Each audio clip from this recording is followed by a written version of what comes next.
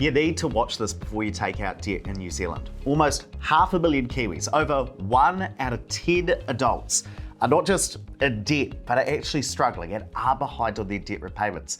And that's because, as we're about to discover, it is really easy to get into debt through things like credit cards, car loans, buy now, pay later, but it is so hard to get out. And before you think that this is one of those videos where some financial guru lectures you while pretending to be perfect, that ain't this video. Because even though today I have a property and personal finance podcast, a book, this YouTube channel, and write for the national papers, I'm no guru.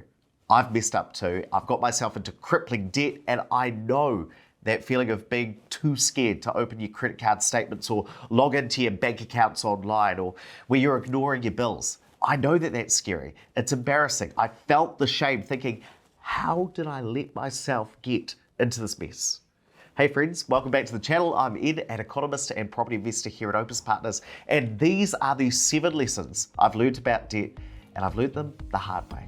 I was 24 when my money was at its worst. I was 16.5 grand in debt. That was racked up against credit cards, personal loans, unpaid parking tickets, and everything else. All these other debts just seem to just keep appearing. And that doesn't even include my student loan. And some of you watching this will go, unpaid parking tickets, this guy is dumb. And yes, I was. That's why I'm trying to help you not be dumb with your money. Some others of you might think 16.5 grand in debt, that's actually not that much money. But you've got to remember, back then, I was earning $45,000 a year. So you might think that that debt was 30% of my salary. No. Because before I got money put into my bank account, I had to pay taxes. I had to pay my student loan. So to put this all into context, it would have taken me from the 1st of January to the 7th of June to pay all of that debt off, about half a year. Now, that's not paying for food. That's not paying for petrol to get me to the job. 100% of my take-home pay would have gone towards debt for half a year just to pay it off. And that's the thing a lot of people miss. If you take out $10,000 in debt, for most Kiwis, you don't need to earn 10K to pay it back. No. You need to earn closer to $15,000 because a third of that income goes towards tax, and then you use that money to pay off your debt.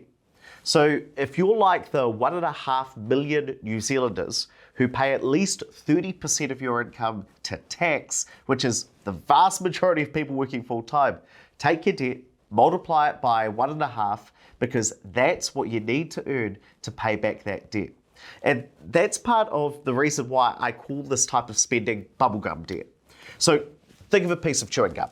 You start chewing it and it tastes lovely at the start, great at first, but if you had to keep chewing and chewing for hours, for days, for weeks, for even months, it would become disgusting. It's tasteless, it's hard. I just want to spit it out. And debt's a bit like that. It feels great when you first take it out, you swipe your credit card, you get the stuff you want, and you don't have to feel the pain of the money actually leaving your account. And that's why debt is dangerous. It's easy to get into because it feels great at the time, but it has this hangover that lasts and lasts and lasts until you eventually get rid of it, which can take half a year. It's that hangover that neither Powerade or a Panadol will fix. And if you like learning about money and property like this, do me a quick favor and hit the like button. That's how I know whether you want to see more of these types of videos, and hitting subscribe, that really does help too. We are on our way to growing this community to 50,000 subscribers.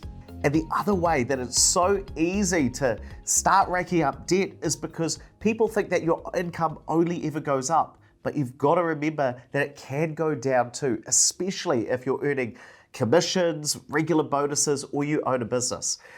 In one of my jobs, I had a base income, but a lot of my income came from bonuses. So my base salary was 45 grand, and if the company hit some targets, there'd be a 5 grand bonus every quarter. And at the start, everything was great for the first 6 months. I got a few bonuses, I'm earning more money, you start to spend more. That's what we call lifestyle inflation. You earn more, so you start spending more. And here's where I and many people get it wrong. You start living like that variable income, that 5 grand bonus, you live like it's guaranteed. But 6 months later, the company had a rough patch. My bonuses, they disappeared. And suddenly, I was still earning that kind of 45 grand base salary again, but I was living like I had that 5K coming in because I didn't realize how bad the situation was. I thought that was guaranteed. And that's how the debt starts stacking up. So if you've got commission, you've got bonuses, you've got business income, if part of your income is not guaranteed, you can't live like it is. Otherwise, it is so easy to get into debt. And I'm just really grateful that I learned that lesson really young when I was 24, 25. And back then I learned another good lesson too. Another way that people often get into debt is by trying to keep up with their friends, but not in the way you usually think. Back when I was 23, I wasn't earning that much. You already know that. It was in the early 40Ks.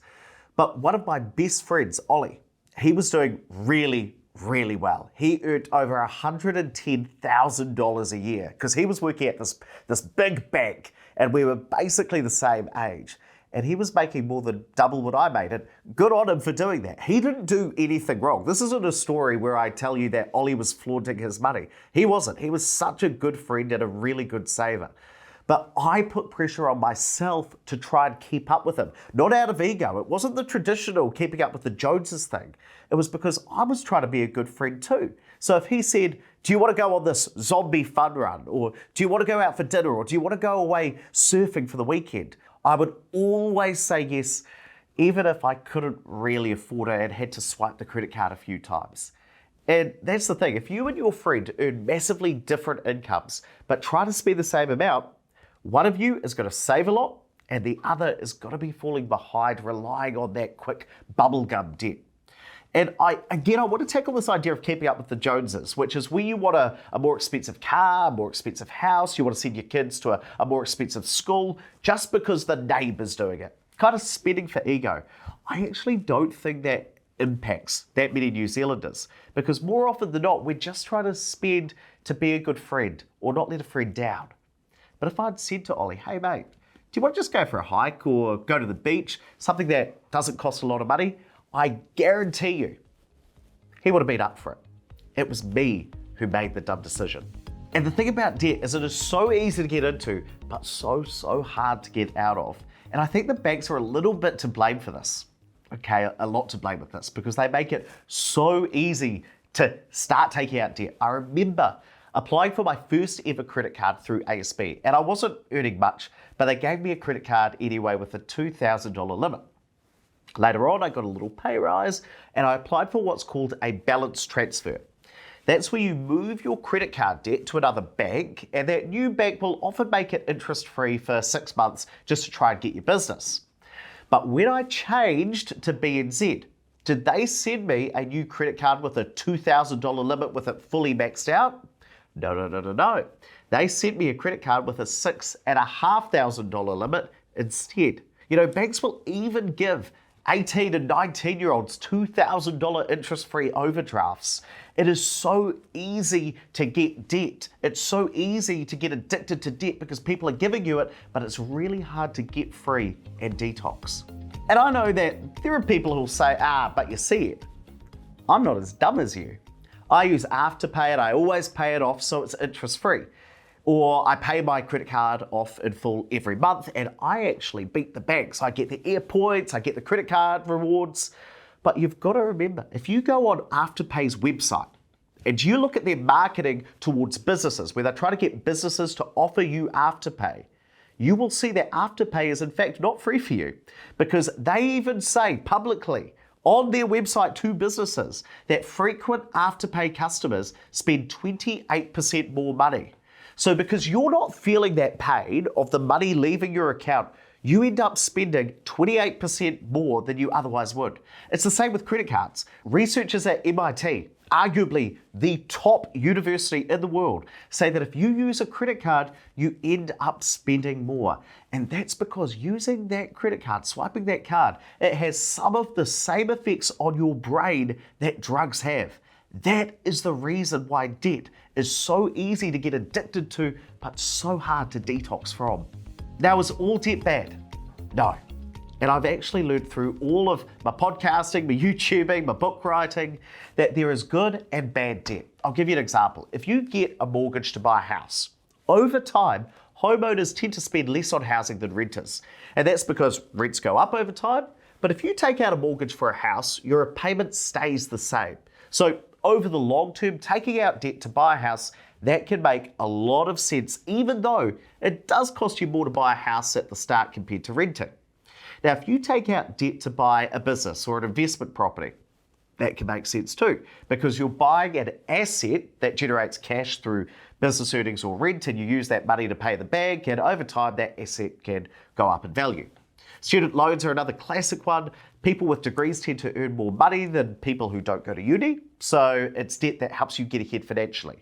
But there is a big difference, big difference between dumb debt, like credit cards, AfterPay, car loans, and smart debt that gives you an obvious and measurable return. Now, for me, I actually feel like I got lucky.